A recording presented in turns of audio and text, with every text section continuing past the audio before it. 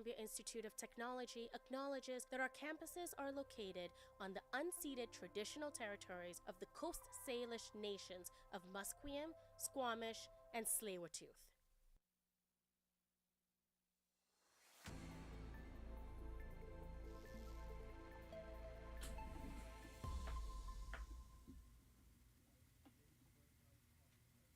Good afternoon and welcome to BCIT's The Crow. I'm your host, Alessio Cusano, and here are your news headlines to 3:30. Conservative leader Pierre Poilievre introduced his Promise of Canada in the House of Commons meeting earlier today, delivering a speech laying out his vision for a conservative government Canada. His plan is to, quote, bring home the promise of Canada, of a powerful paycheck that earns affordable food, gas, homes, and safe neighborhoods, where anyone from anywhere can do anything, end quote. Polls have favored Conservatives for over a year, and Poilievre told the House that he promises to lower taxes and eliminate carbon pricing. NDP leader Jagmeet Singh said, quote, we're going to fight today against Conservative cuts and against the Conservative motion, end quote, following a heated past few meetings between the two leaders. The vote will take place Wednesday, with the NDP and Bloc Québécois already saying they will not support the motion that, if passed, could very well lead to a snap election. Prime Minister Justin Trudeau held meetings with various world leaders in New York City today, while a non-conference motion against his government was debated in Ottawa.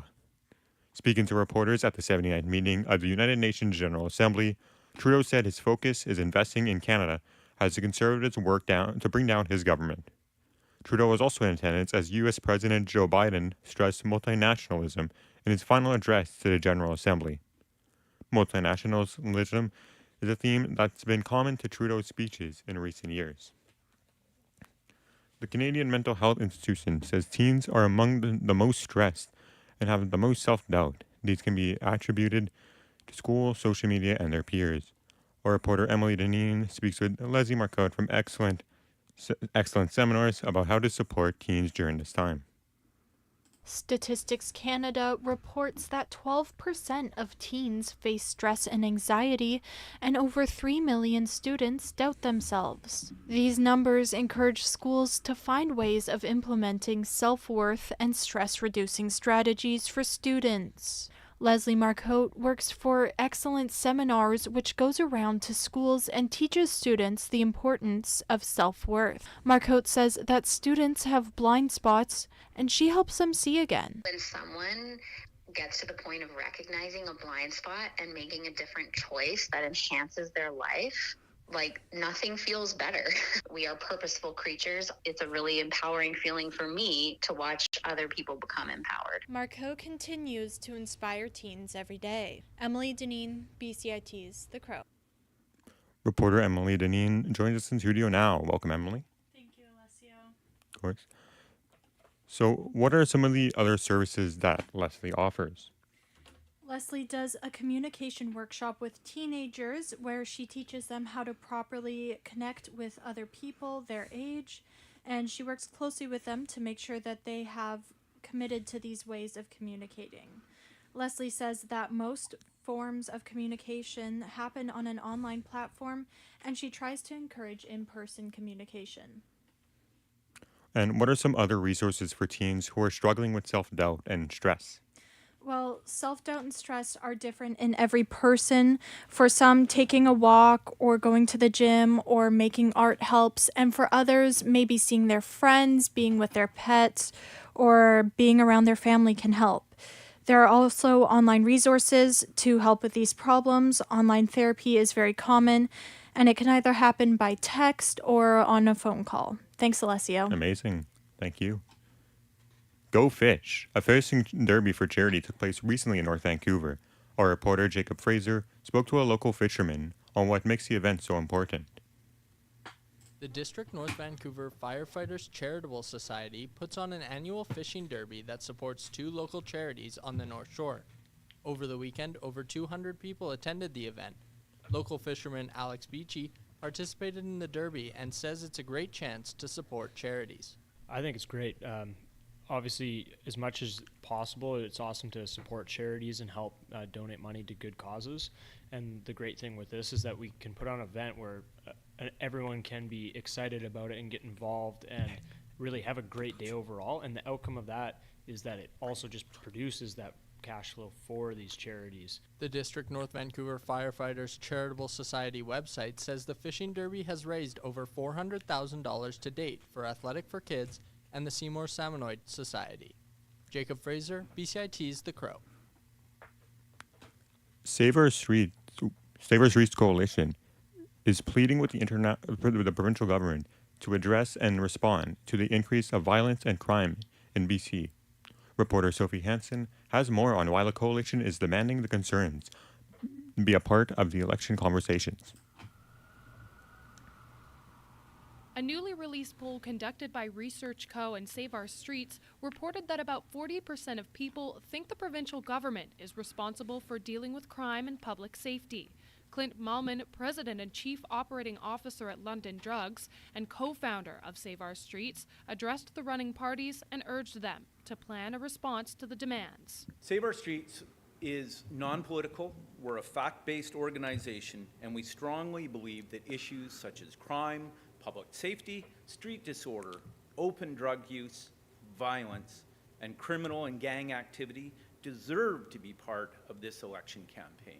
The poll was conducted in early September and found that around 55% of the participants noticed an increase in crime within the last 4 years. Sophie Hansen, BCIT's The Crow. Reporter Sophie Hansen joins us over the phone now. Sophie, what recommendations were made by Save Our Streets to the provincial government? Well, the data shared by Research Co., who organized the data, and statements made by members of SOS were extremely clear about the fact that accountability and appropriate response from all levels of government is really crucial in addressing those safety concerns from British Columbians. And will Save Our Streets be endorsing a particular party this election? Well, SOS was actually extremely adamant about the fact that they would remain completely unbiased in their political sports and remain nonpartisan. They also shared that they would be assessing platform promises and comparing it to their, quote, wish list. They hope to connect with those elected government officials to provide more information during their January 2023 discussion panel. Amazing. Thank you, Sophie. As we navigate a world of changing technologies, scammers are conducting new ways to scam residents. Our reporter Spencer Pomeroy has discovered a new strategy by the fraudsters. Surrey RCMP is warning the public of an influx in a new extortion scam. According to a warning issued by Surrey RCMP Blockwatch, they have experienced an influx of calls regarding a new extortion scam, with complainants saying they received a picture of their residence and saying if they don't pay up, they threaten they know where the resident lives and will release videos. A QR code is usually attached to the email for payment. Still, the RCMP urges residents not to scan the code and to report any suspicious activity to the RCMP non-emergency. Spencer Pomeroy, BCIT's The Crow. Lebanese health stories on Tuesday raised the death toll from 2 days of Israeli airstrikes targeting Hezbollah militants to 564. Palestinian officials in Gaza, meanwhile, said new Israeli strikes killed at least 24 people. Israeli military says it will do whatever is necessary to push Hezbollah away from Lebanon's border with Israel. Israel and Hezbollah have been trading fire since the Israel-Hamas war began. On Monday, Israel launched hundreds of airstrikes in southern and eastern Lebanon, killing nearly 500 people and wounding more than 1,600 others. Thousands of people fled southern Lebanon, jamming the main highway in Beirut in the biggest exodus since the 2006 Israel-Hezbollah war. It's a staggering toll for a country still reeling from a deadly attack on communication devices the week before. Lebanon blamed the attacks on Israel, but Israel did not confirm or deny its responsibility. Hezbollah again launched some 100 projectiles towards Israel on Tuesday, the Israeli military said. Now onto the weather. In Burnaby, it's 22 degrees and mostly cloudy, but the sun is still out, so go enjoy it before the rain arrives in the next few days. Those were your 3:30 news headlines. I'm Will Sucusano, and that's it for news today and here on BCIT's The Crow.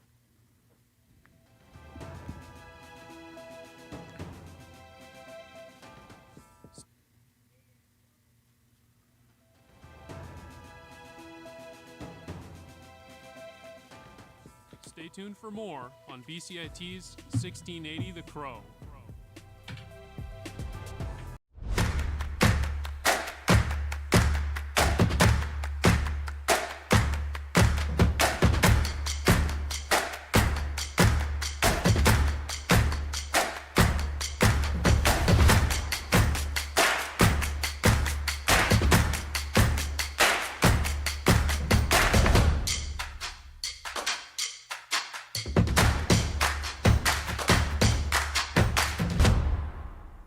everything is changing to digital. Everything is online. People aren't just waiting for the 6 o'clock news anymore. People want their news right now. They want to be able to go onto their smartphone, onto the internet, and see the news that they want to see.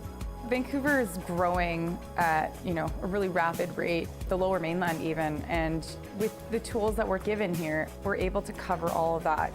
Welcome to BCIT Magazine. I'm Radhika Sikki-King. In the program, they really leave it up to you. I mean, the help is there when you need it, figuring out how to use the programs like Premiere, Audition, and figuring out how to use the cameras.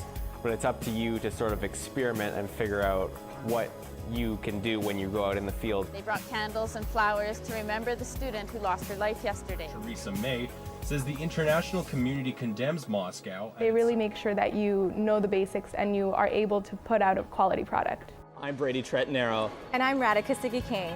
Thank you for tuning in to BCIT Magazine.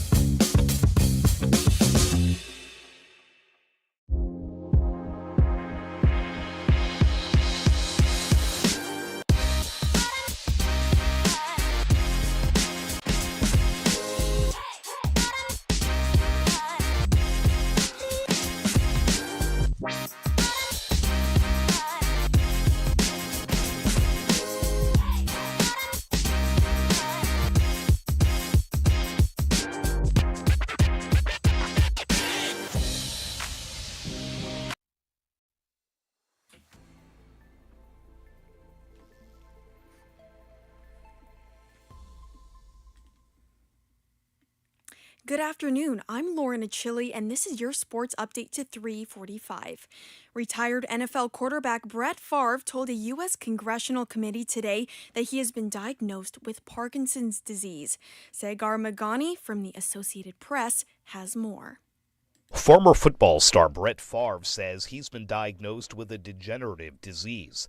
The Hall of Fame quarterback testified before a House panel about a welfare misspending scandal in his native Mississippi and told lawmakers he was an investor in a biotech company with ties to the case, a firm he believed was developing a breakthrough concussion drug. You'll understand why it's too late for me because I've recently been diagnosed with Parkinson's. It's unclear if Favre's Parkinson's is connected to his football career. He estimates he suffered thousands of concussions in the NFL. Favre is not facing criminal charges in the scandal, but says efforts to blame him for it have hurt his good name. Worse than anything I faced in football. Sagar Meghani at the White House. The BC Lions have announced their annual Orange Shirt Day game on September 27th. Our reporter Ryan Sheridan has more on what the Lions are doing to honor the Indigenous community. After the discovery of 215 unmarked graves at a Kamloops residential school, the Lions organization created the Orange Shirt Day game. They strive to spread awareness and raise money each year. Matt Baker, the senior manager of communications at the BC Lions, tells us what we can expect from the game this year. The orange jerseys, so those will be worn in warm-ups by the players and auctioned off to give money to the Orange Shirt Society. So 10,000 fans get a free T-shirt. We're also hosting a couple of hundred residential school survivors and their families. We give them free tickets. A big pillar of the BC Lions brand is to build better communities, and this just serves as an extension of that. The event will also feature a marketplace for Indigenous artists to showcase and sell their work. Ryan Sheridan, BCIT's The Crow. Our reporter Ryan Sheridan is on the phone with more. Ryan, will there be any performers at this Friday's game? Thank you, Lauren. Yes, there's actually quite a few performers at this year's event. Hallucination and DJ Osho will be performing at halftime, as well as numerous other Indigenous artists that will be doing the pre-game entertainment. And are there any other major sports teams in Vancouver participating in Truth and Reconciliation? Yes, so actually the Vancouver Canucks came to social media earlier today announcing that they'll be honoring the Indigenous community and Truth and Reconciliation at tonight's game. Back to you. Thank you, Ryan. Shifting to baseball, Tariq Skubal allowed 2 hits in 7 scoreless innings at the Detroit Tigers, took another step towards an improbable postseason appearance with a 2-1 win over the Tampa Bay Rays. Skubal says he appreciates the chance to compete for a wild card berth. It's a ton of fun, one. This is why you play the game, to play in moments like this and to play in front of fans, you know, with the whole time change too. I mean, they still showed up and we're pretty locked in from pitch 1. So, yeah, I mean, it's a ton of fun. This is why you play the game. And, you know, it's nice that we kind of hold our own destiny now. The Vancouver Canucks will play their first preseason game tonight against the Seattle Kraken at 7 p.m.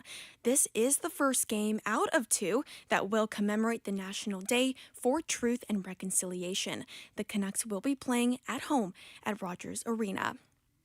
And Canada's Corey Connors is one of 3 Canadian golfers in this year's President's Cup. He says the international team is ready to end a 9-tournament losing skid. I think everybody in our team knows we've been trending in the right direction. We know we've got a good plan in place, and you know we can definitely do it. They've had our number in the President's Cup, but I think everyone in the team, the captains, are instilling a lot of belief in us, and it's a great group of guys. We're all growing close together, and we're all excited to play for the Cup. This has been your Sports Update 2345. I'm Lorna Chili, and you're listening to BCIT's The Crow.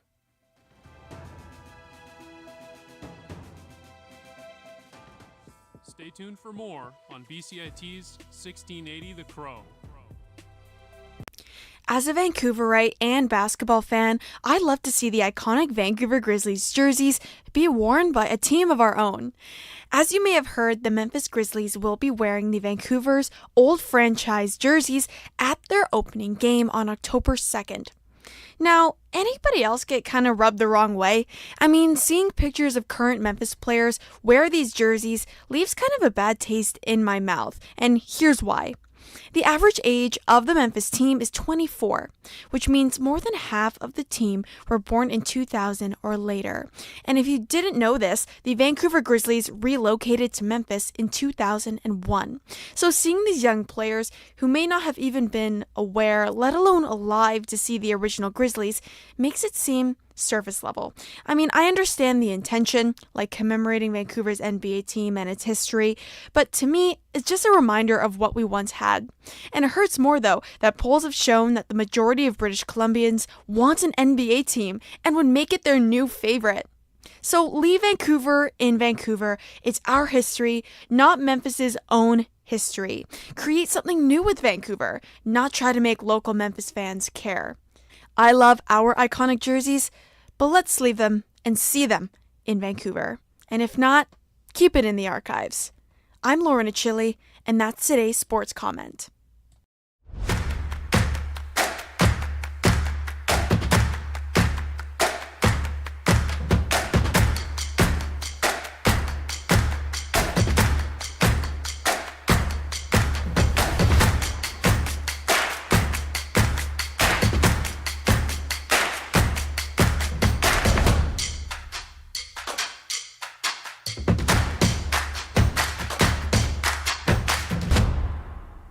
Everything is changing to digital. Everything is online. People aren't just waiting for the 6 o'clock news anymore. People want their news right now. They want to be able to go onto their smartphone, onto the internet, and see the news that they want to see. Vancouver is growing at, a really rapid rate, the lower mainland even, and with the tools that we're given here, we're able to cover all of that. Welcome to BCIT Magazine. I'm Radhika Sikakane. In the program, they really leave it up to you. I mean, the help is there when you need it, figuring out how to use the programs like Premiere, Audition, and figuring out how to use the cameras. But it's up to you to sort of experiment and figure out what you can do when you go out in the field. They brought candles and flowers to remember the student who lost her life yesterday. Theresa May says the international community condemns Moscow. They really make sure that you know the basics and you are able to put out a quality product. I'm Brady Tretnero. And I'm Radhika Sikakane. Thank you for tuning